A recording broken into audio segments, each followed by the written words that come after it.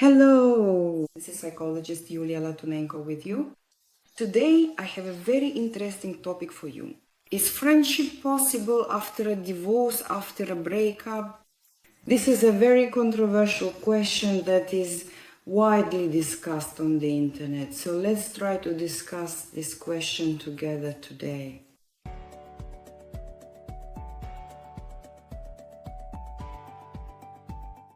If you haven't subscribed to my channel yet, please do so. There is a lot of interesting content here about relationship psychology as well as developmental psychology, and don't forget to like this video if you found it helpful. Also, leave a comment about what your own experience has been. Do you maintain a friendly relationship after a breakup? That would be very interesting to know. Usually people break up during a phase of mutual hatred, even if they have children together. Why is that? Because both people feel that they have been treated unfairly, because there is a lot of accumulated resentment, because people don't know how to have a dialogue. And sometimes these relationships even end at a stage where both sides want revenge. What kind of friendship is that? But we also see other cases, other examples when people after breaking up maintain their relationship in a friendly format, or at least in a cordial, good-natured manner of communication. Former partners can shift a relationship into a friendship. This is especially important when there are children involved. If after a divorce the mother and father maintain a cordial relationship, it helps minimize the trauma for the child, which always occurs during a separation.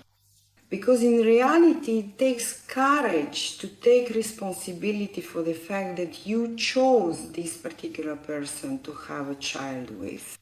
And in doing so, you have, in a way, signed a hidden, invisible contract that this person will now be in your life forever.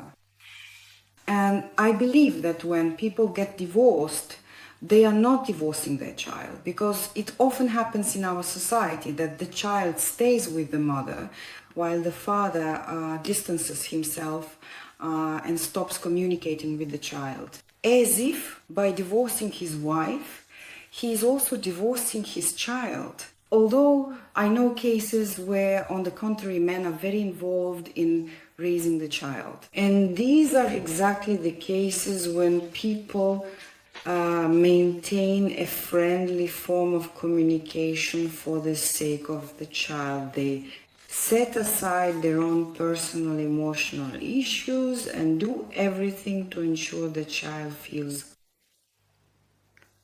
Here I don't mean some very close, friendly relationships between ex-partners. I rather mean goodwill and the ability to help each other out in a critical moment. Although I don't see anything wrong with meeting for coffee, talking, or having a conversation, especially when the communication concerns shared children. It's very important to do this, and even to meet all together children, mom and dad. Even if a divorce has happened, do this not. Not out of obligation, of course, but simply understanding that it is very important for the child. I know that many of you will not agree with me, but I have my own experience of maintaining friendly relationships with my ex-husbands. I have been married 3 times, and all 3 of my ex-husbands remain my friends. There's no flirting, no hints at continuing any kind of romantic relationship. They are simply my friends, because I've learned to focus on the positive experiences, on what was good in the relationship. It just doesn't happen that you spend several years with someone and everything was entirely bad. To cross out your positive experiences with negative ones is, after all, a kind of split, a borderline tendency to see the world in black and white. That's how teenagers see the world. Everything is either black or white, either no or yes. And if something bad happens, it cancels out all the good, bright experiences, the very reasons you were together in the first place, or even decided to have a child. That's the time you gave to this person, and they gave it to you. Yes. Of course, we know that traumas make it difficult for us to build healthy relationships. And that is exactly why, because we have our own childhood traumas, we project parent-child relationships onto our partnerships. That is, when we find a partner, we believe that this is the person who will become a good mother or father to us. And well, it is precisely because of this, precisely because of our immaturity, that these relationships fall apart. Because, well, we even choose the wrong person from the start, being emotionally immature ourselves. We naturally gravitate toward emotionally immature partners. So if you already have such an experience of negative relationships with a partner, it means that you have childhood traumas and that you need to work on them. So what I want to say is that a mature person knows how to single out the positive experiences from their past and rely specifically on them. A person who has childhood traumas will, of course, rely on negative experiences. So in my life, there are 3 such cases, 3 marriages that ended, of course, because there were elements of immaturity in those relationships, but we found the strength to continue supporting these relationships even further in a friendly format. For example, I can even share that my second ex-husband sometimes comes to visit me because he's a very interesting person. I really enjoy talking with him. This does not prevent me from building my new relationship now. And we can even get together, the 3 of us, and have a conversation because he's just a very interesting person. And well, I don't see anything wrong with maintaining such relationships, being friends with your exes. Because if a person has already entered your life, they have already left a mark.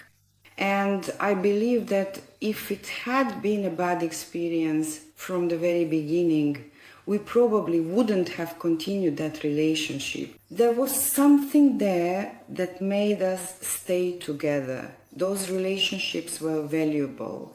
And we need to respect our choices, even if they were made out of trauma, even if you now consider them a mistake.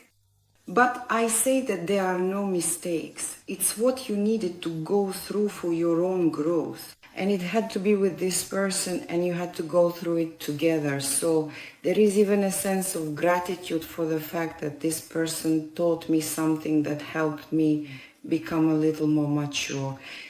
But if you have very strong resentments and a sense of injustice about how this person treated you, I believe that this really weighs down a person's life. You need to get rid of this, work through this trauma, because how can you expect something genuine, beautiful, and new to appear in your life? I mean, new partners. If you still haven't let go of the pain and resentment from the past, from your ex-husbands or ex-wives, if you are a man. But there is also another situation when you are building a relationship with a new partner. And it is precisely this new partner who is the reason you cannot maintain a friendly relationship with your ex. Perhaps you have a child and would like it to be easier for your child to accept your new relationship so that the child can see that mom and dad, even after the divorce, are still able to respect each other. But the new partner is against this. He forbids you from meeting with your ex, from maintaining friendly, cordial relations with them, and this phenomenon is known to us as jealousy.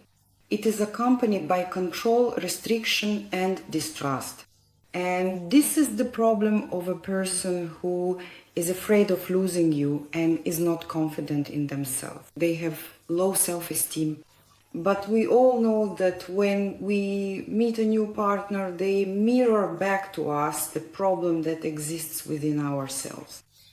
And it is precisely this situation that shows you how capable you are of maintaining your boundaries and conveying to the person that they have no right to restrict you in any of your interactions with friends or with your exes.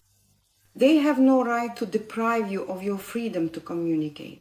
For example, I have never experienced anything like that. I have never encountered such a problem where someone tried to restrict my communication with my ex-husband. They are my friends for life, forever. And we all know that we will never go back to where we once were. But these are people who will remain in my life for the rest of my life, because I truly know how to love. And I know one thing: if there is genuine love, it never disappears. It can simply transform into a different form, the form of friendship. But if there was no love, then there was nothing at all. It means it was your childish, infantile stage of love, a child's reaction to a partner onto whom you simply projected a good mother or a good father. And as we know, that is not the love of an adult. For adults, exes never get in the way of building new relationships, because there is trust, because there is confidence, because there is a sense of sincerity in new relationships, as well as in those relationships that have ended as romantic, as loving, as partnerships. And from my own experience, I personally feel such ease in moving on and building new relationships. I don't feel that anger, that hatred toward my exes, because there is even a certain gratitude for the good things that were. I remember everything, even the moments when in critical situations it was these people who were by my side helping me. Yes, for example, in my third relationship, I had a lot of different negative emotional moments, but it was this person who was there for me when I was dying from COVID. It was this person who came to see me in the hospital 3 times a day.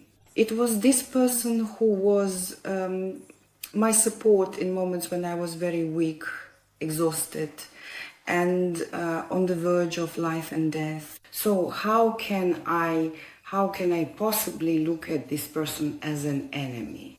Yes, there were different situations. There were very negative ones. There were scandals, arguments. But I remember both the good and the bad. And I choose to rely only on the positive experiences. In this way, I free my heart and soul from negativity, thus freeing both myself and my exes from hatred and the desire for revenge. And in doing so, I opened the path for myself to new relationships, wonderful, healthy, mature ones, where I am also sure that not everything will be smooth and perfect. I am also sure that I will have to work on these relationships as well. Because if a person wants to build a relationship, it means their soul desires growth. And, when someone enters into a relationship, I think it's important to understand that relationships are not paradise where all your childhood dreams come true.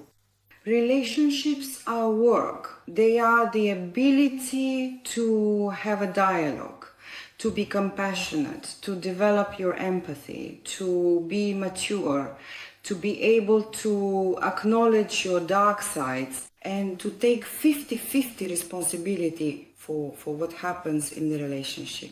And of course, if you're watching me for the first time, subscribe to this channel, give this video a like if you enjoyed it, and let me know in the comments what kind of relationship you have with your exes.